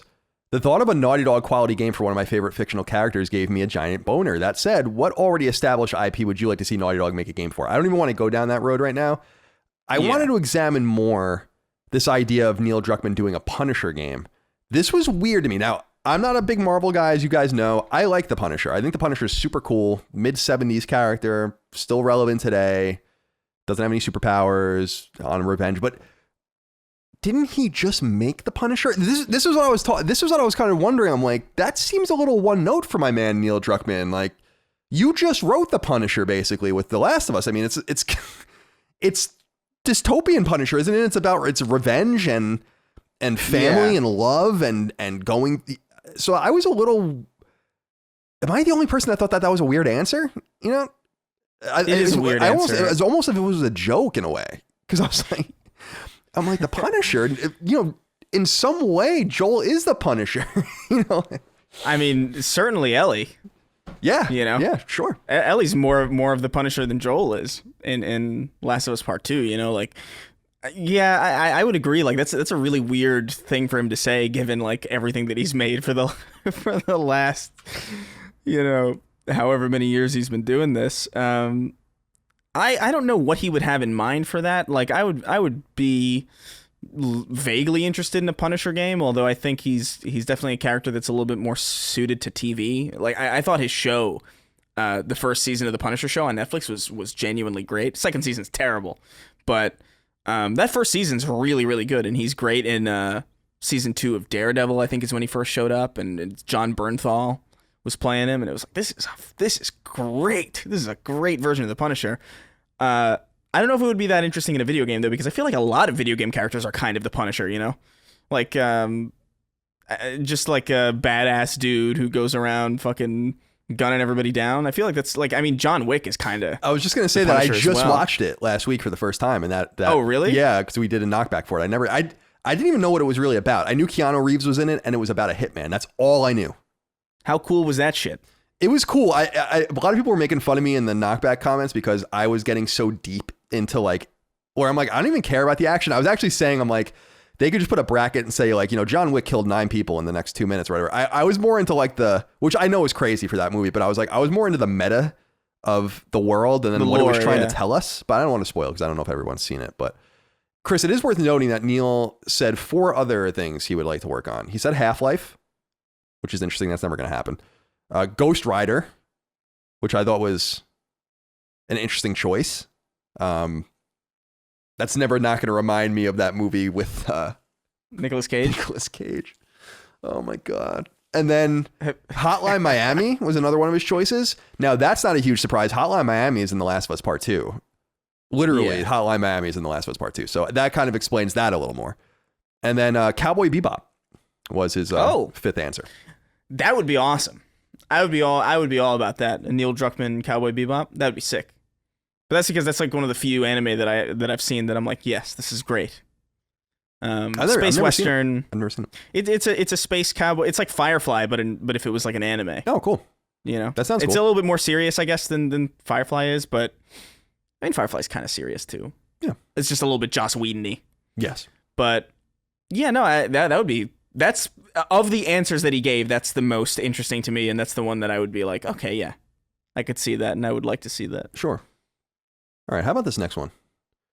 Because I noticed this recently, and I'm glad someone wrote in about it. Nikolai Casio says, I keep seeing posts on Reddit of people who got the textured back of their DualSense dirty, or even wore the texture down from wedding rings. Another common complaint I've seen is that the glossy back center of the console scratches even from a microfiber cloth. I've been washing my hands naturally and cleaning my console with compressed air and not touching it. My question is, do you think Sony thought ahead when choosing materials for the PlayStation 5? Or just what would be sexy on display at the store? Thanks. So I've noticed this about the controller. Now, I don't know if it's just because it's white.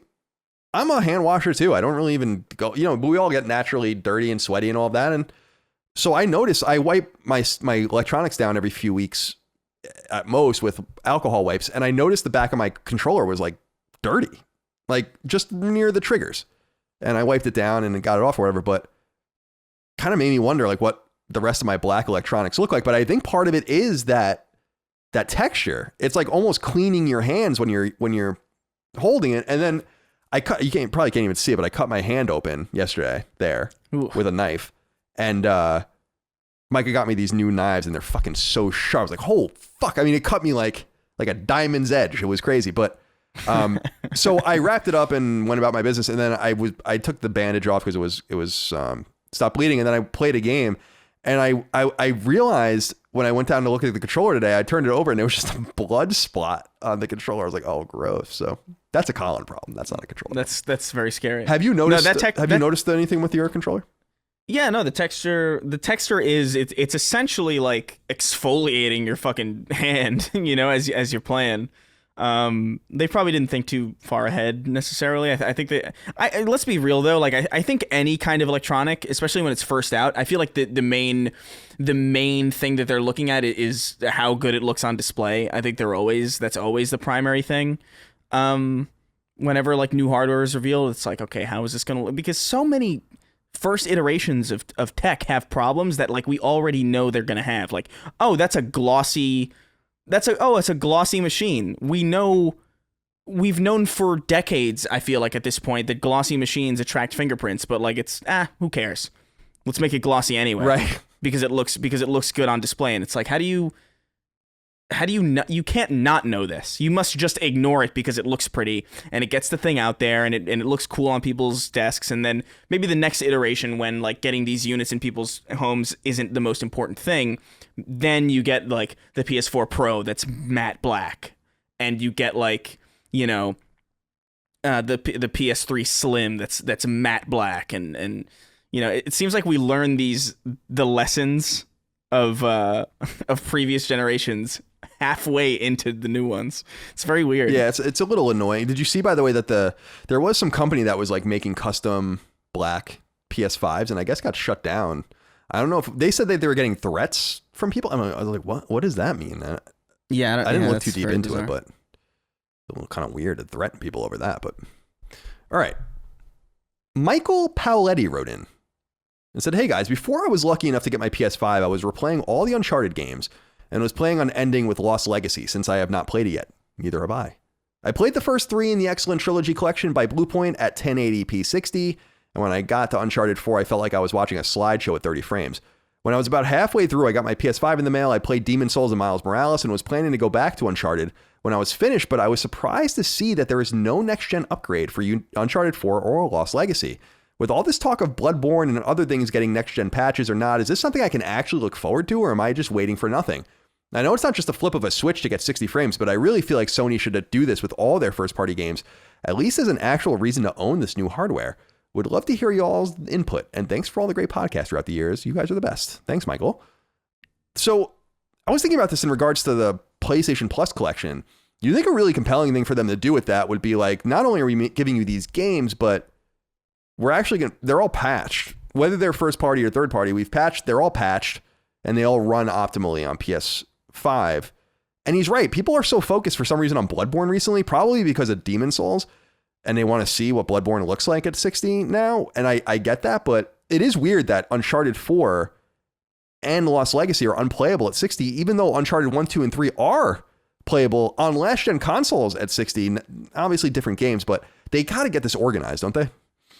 Yeah, it's getting awkward, like going back and forth between, like, I can't go back to Final Fantasy VII Remake right now because I'm just so spoiled. Like, Hitman runs at 60, and just everything that I'm used to playing right now runs at 60. Maneater runs at 60. Destiny runs at 60. The Pathless runs at 60. 60 is the new basic. So when you go and play something that you like, even I noticed this when I was playing Ratchet and Clank, because I've been going through the PS collection that I haven't finished, and I'm playing Ratchet and Clank the 2015 one, I think. 2016, but yeah. Is it 2015 or 2016? 2016. 2016? Yeah. Okay, yeah. I'm playing the 2016 one, and it's like it runs at 30, and it's not inconsistent. It's not terrible, but I notice it, and it feels way older than it is. And it's just funny. It's just funny because I'm playing all these games that have been re-released that are like even older than 2016 that run at 60, and it's like, oh my god, we're at a weird place where it's like we really got to get this organized. And I know he said what's his face? Michael Paoletti. Yeah. He says it's not just a flip of the switch to get to 60 frames. What's frustrating about this is that it kind of is. That's, I think, the most frustrating part about this is that it really is just as simple as like unlocking the frame rate with a lot of these machines, especially because the new machines are so strong. You know, if you can run Demon Souls at 60, come on, you can run Uncharted 4 at 60. Didn't someone just unlock Skyrim at 60 on PS5 by accident? Like, it wasn't even supposed to be able to do it, but they drew in something that allowed it to. Yeah, so. Yeah. I know on the console version of Fallout 4 for the Series X anyway, there's literally a community-made mod in the Bethesda mod shop that just unlocks the frame rate, and it runs at 60 frames, even though there's no patch like available for that game. It's not available on PS5, I don't think. That might have changed since then. But it really is very simple to do this, like to the point where individuals in the community can do it for the developers. And I know that there are certain games that are a little bit different. I understand that. There are some games where the frame rate is directly tied to the animations, for instance. That's a thing that's an old trick that they used to use in 360, PS3, and prior generations a lot, where it was a problem getting shit to run at double the frame rate because it would speed up all the animations or slow down all the animations. And maybe there are some games like that are still around today, but more often than not, it really is just a Switch. Yeah, you would think that even if they wanted to do it right, send things through QA and they have to certify everything, you would think that they would just instruct each of these teams, if they own them, hey, just spin off a few people to figure this out, which I'm sure they can all do. And then for the second and third parties, just say, we'll pay for this. I mean, I think that that's an important component that I wasn't really thinking of the PlayStation Plus collection. And it would be a really nice thing for them to include and kind of make this a little bit more robust. It's already a pretty good deal. I mean, we've argued that it's a great deal already, but you're right. Yeah, and I'm becoming more in tune with this over time as well. So yeah, no doubt about that. All right, Michael, maybe we'll have more information on that soon. And finally, Max Burke wrote in and said, hey, boys, I'm sure I'm too late. You're not. But I just have to say, fuck the scalpers and their bots. I was finally able to secure a PS5 from the Walmart drop today after unsuccessfully trying the Best Buy, Amazon, and GameStop drops earlier. Every time they crash the site, I sincerely hope Sony can manage to get production up to end this problem so more people do not have to suffer this problem like I and so many others did. Anyway, have a great one. Well, I wanted to congratulate Max and everyone else on getting their consoles, but I'm still kind of curious, Chris, why is it so difficult for the retailers to figure this out? It can't be that hard. I mean, I'm not saying that this is PayPal or something like that, but you could have set something up, right? Like in bestbuy.com, right? Where for PS5 pre-orders or PS5 orders, you get like a thing sent to your phone. You put it in just like you're logging into Bank of America or friggin' Chase Bank or whatever you use. And then that like just some sort of CAPTCHA system. I'm no genius, as everyone knows, but it seems like that would be doable. There's got to be a million different ways. It's almost as if they don't want to stop them. And I don't understand why, because the demand is there. You know, it's like, what is in it for you to not stop this? And why is no one stopping it? Like, there's no retailer, right? That's like, Walmart's really killing it, stopping these guys, or Amazon's really killing it. Yeah, there's no example of a hero. Yeah, isn't that weird? That's not weird to you? I mean, that's weird to me. It's not super weird to me, only because I have to assume that this is way more complicated. Like I'm fairly techie, but I'm not so techie that I understand how exactly how bots work and exactly how they're organized and exactly what process goes into making them work the way they do, or whether or not there's like specific systems in check to keep bots at bay, and what that looks like. I don't know any of that shit really, but I have to assume it's more complicated than just like putting a CAPTCHA up. And my only assumption as for the reason why like they're not interested in stopping it is because presumably these bots are buying these units, so like they're making money off these things. So it's like, why the hell, like, what do they care? Yeah. In fact, it just keeps them coming back to their site whenever they don't get one. Because it's just like, oh man, I got to be there for the next drop. Yeah, that's true. I mean, that's a sad state. It is. You're right, though. I mean, it is sad. That could be it. Yeah. I don't know. Like, I maybe somebody who's a little bit more knowledgeable about like bots can write in and like fill us in, because like I honestly don't know. I have no fucking idea. Like, I don't know how to build a bot. I don't know how to make a bot. I don't even know like what a bot really ostensibly is. Like I have an idea of a bot, but like there's no way it's what it is in my head. Yeah, you know, I sure. It's strange. You know, I'm not. You were saying you're not so technological. Oh, I'm presumptuous, but not so presumptuous that I won't say that it can't be that hard to fix. So that's fair. Yeah. So that it's just you're probably right. I mean, it's money's made. I don't know that Sony really cares, and if they don't care, then certainly their partners are not going to care. But I don't know. You would think someone would try to be the hero, right? Try to play the hero. I also have this kind of weird conspiracy that they are trying, like, there's some word that Xbox Series X is starting to, the supply is starting to fill now. And they might not want to, this might expose like a whole different market for Xbox that's not really needed anymore and maybe start to put fingers on the scale in some way that they're not comfortable with. I don't know. I mean, I've been trying to kind of game why that for a while, since before the console came out, I've been trying to game like, why don't you give a shit? It's just weird. You know, like, why don't you care? I can understand that first day. Everyone was, you were surprised for some reason. You never did a pre-order, I guess. But anyway, congratulations on getting your console. Hope everyone else gets their console too very soon. All right. I think it's time to go. That's basically it. Not too crazy of a week for us. Yeah, it was a pretty simple. Like, I'm real disappointed that we didn't see anything about Resident Evil 4. Me too. I guess they have to get through this. I mean, it kind of makes sense. They want to get through this, get it out, and then they'll focus on it after that. I suppose that makes sense. You don't want to distract anyone, but it's sooner than we think, which is cool. So we'll be playing it in 4 months, not even, which is right. Hell yeah. Not very good at math. All right. So time to go. I'm going to go eat. I think I'm going to have a cheeseburger tonight. Where from? I'm going to make it. Got some beef. Oh. Got some beef. Got some, I love the Boar's Head American cheese, how it melts right over the sides of it. I think I'm going to put it on a bagel. What do you think of that? Because I used to do that. Remember, we used to go out to eat, and I used to put my that's true. I used to put my burgers on a bagel, which is. I remember when I'd order from that place. It was in this place in Santa Monica. They used to like the woman was like so confused. I'd be like, "It's just give me a bagel instead of a bun. Why is it so confusing?" You know, I get my bacon, egg, and cheeses on English muffins. I like that. That's nice. Typically, that's very good. That's a good choice. I'm not crazy about it because it's a little bit of a smaller circumference, but you're a smaller boy, so you don't need as much nourishment. I get several of them. Oh, okay. Well, that's good. I like bacon, egg, and cheese on bagels, but that's precarious at best. You got to eat them in the paper, you know. When I was in New York, I would get them on bagels, but I don't get them on bagels. Can't risk that out there. Yeah, no, I wouldn't dare have a bagel in California. Except there was one place in San Francisco I used to like, but that was about it. All right, Chris, you have any final comments other than whatever we were just talking about? No, man, I'm gonna get back into Hitman. Cool. I'm gonna go hit some men. Please do. All right. Thank you all out there for your love, kindness, and support of our show. We'll see you next time for more Sacred Symbols. Until then, goodbye. Take care, guys. Ow. Damn. Sacred Symbols, a PlayStation podcast, is a product and trademark of Last Stand Media and Collins Last Stand LLC, and is recorded from Central Virginia and Burbank, California, USA. The show is conceived by, is written by, and is produced by me, Colin Moriarty. My co-host is Chris Raygun Maldonado.